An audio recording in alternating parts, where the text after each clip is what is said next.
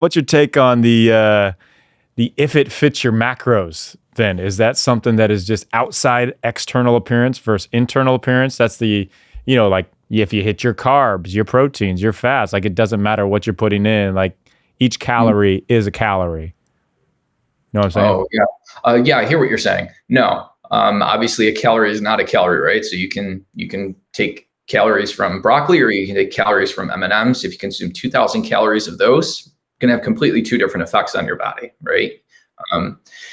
And of course, it's really the micros that are driving everything, like metabolism, hormones, like how we store fat is driven by the micros. So it takes 22 micronutrients to actually turn the food that you eat, the macros, into energy.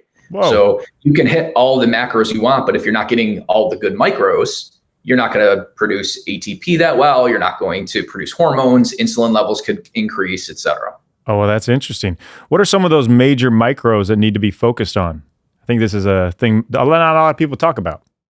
Yeah, and I mean, it sounds stupid, but every single one of them nowadays, right? But I mean, if you want me to go kind of down, the first two that come to mind are always vitamin B1 and magnesium, because magnesium is required to activate B1, and we need both to metabolize carbohydrates and proteins and fats, to be fair.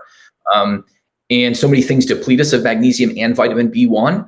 So things like coffee will break down B1.